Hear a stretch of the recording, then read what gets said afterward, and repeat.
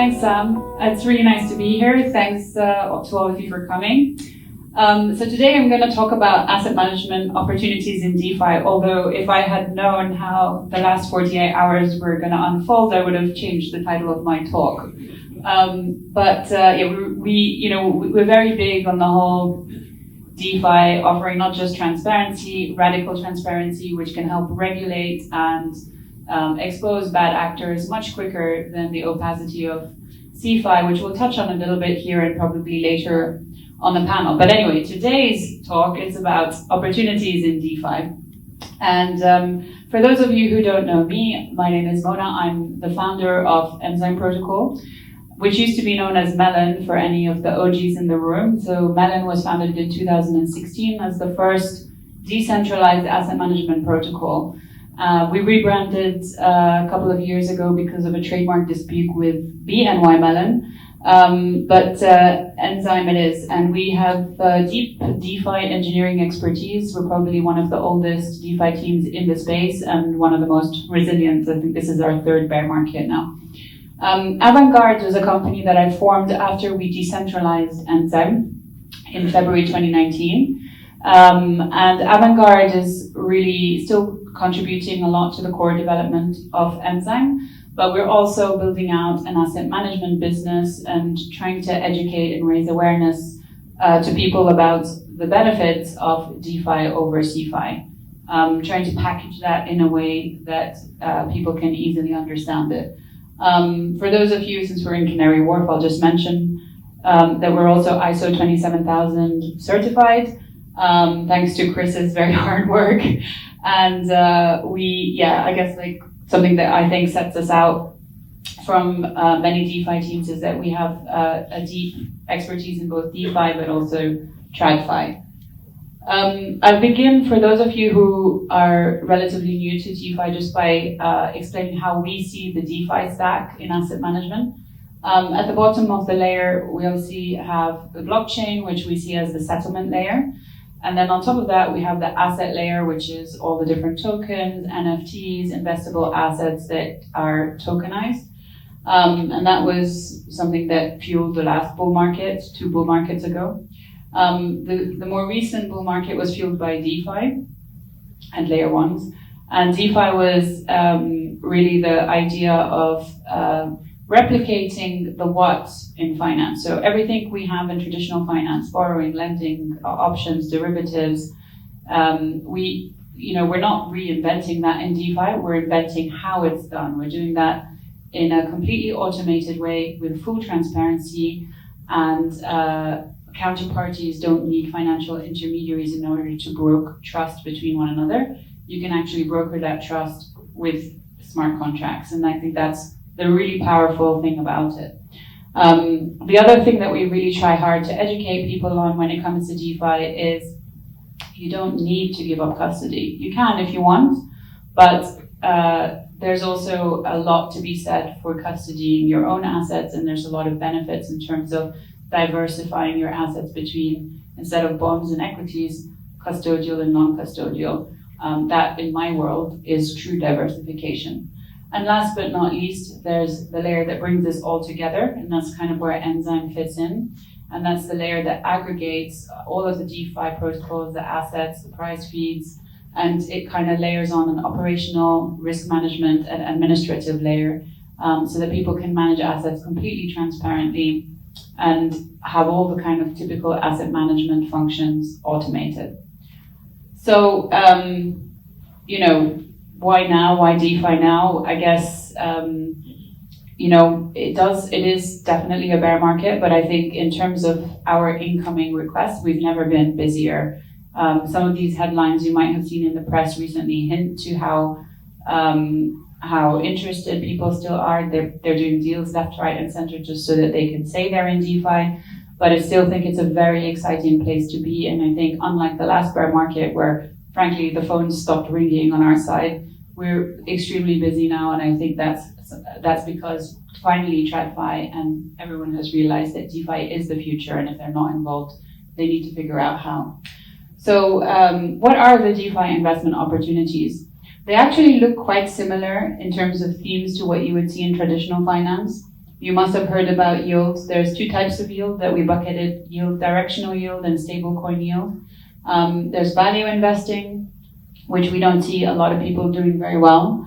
There's indexes, nothing new and novel about that, but in DeFi you can build indexes that actually are composable and can earn you additional yield just through interacting with several protocols at once. Quantitative and venture style investing. And all of these are very exciting, but today we're going to focus just on two examples that we're looking at. One of them is directional yield, and the other one is a quant idea that we're researching and working on. So I guess on the directional yield side, anyone who is currently holding ETH and not earning yield on it is, frankly, we need to talk if that's the case, because you're just leaving up to 10% yield on the table, and this is something that we try to educate holders of ETH about constantly. There are a number of ways to earn yield on ETH. We're constantly researching them within our asset management business. But just to give you an idea of how DeFi and the composability of DeFi can help enhance returns, we've put together a little example. The different ways to stake, there are lots of different ways to stake, and it can get confusing. There's nothing wrong about asking for help if you need help. I won't go into the different examples now for the sake of time. But once you have decided that you want to put your ETH to work, what you can do, and this is an example we've picked out, the one that we use ourselves, you can actually swap ETH for staked ETH. And in this particular case, it's we're doing this just by a transaction on a decentralized exchange. We're selling ETH and buying staked ETH, and the staked ETH that we're acquiring in this example is Lido's staked ETH. And what we are doing in that transaction is immediately we're earning a 5.4% yield on that ETH because of the staking rewards that come through Lido protocol. And then we're going to take that staked ETH and we're going to deposit it into a Curve ETH staked ETH pool, which means that we are becoming a liquidity provider. So there's a decentralized exchange called Curve, which basically incentivizes liquidity provision through the Curve token and the Lido token. And in exchange, it wants your liquidity, whether it's ETH or staked ETH, and it wants your liquidity so that it can automatically market maker and provide a market for ETH and staked ETH. It's done this very successfully. The incentives have worked. And by doing that, you're enhancing your 5.4% yield by an additional 2.79% yield. So we're already now at sort of close to 9%. And then a third step, just to show you how the composability works, is when you're depositing liquidity into the Curve pool, you receive back a Curve liquidity provision token. Now we take that token and we deposit into a third protocol called Convex. And Convex is really interested in the governance votes, which we acquire with our Curve LP token. And for that, excuse me, they pay us an additional % or so. So that's a very quick example. There's also many different permutations with many different DeFi protocols, which you can experiment with. Conditions are changing all the time. Obviously, a lot of scams out there you have to be careful about, but this is a strategy, a very simple strategy that we perform for some clients. The second and last example I'll give you is a quant idea that we've been working on. So for many of you, you might know that blockchain transactions, unlike CeFi transactions, are very transparent and easily trackable.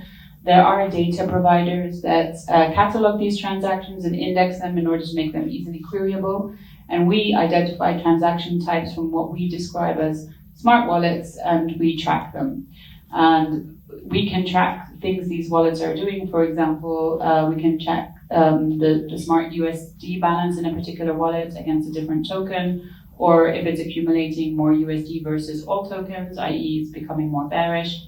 et cetera, and we can clean all of that data for any transactions going to layer 1, layer 2. And since January 2020, we built a proprietary model to kind of build a portfolio around that data. And what we discovered is that if we had invested in that portfolio from January 2020, we would have outperformed the dollar benchmark by 18x. And at the peak, you can see we would have outperformed by 60x. And interestingly, the purple line also shows that throughout the entirety of the backtesting, we outperformed ETH consistently.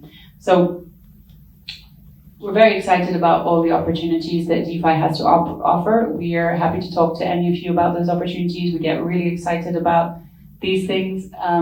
We also just released a report called Harnessing the Power of DeFi. And this is really a report for people who are not DeFi experts, but maybe in traditional finance or CeFi, who want to learn more about how they can get their business involved. You can scan the QR code to download it. We're happy to tell you more about it. We've got Connor and Chris here from the team as well. We're happy to answer any questions you have later. I think I'll wrap up now. Thanks very much.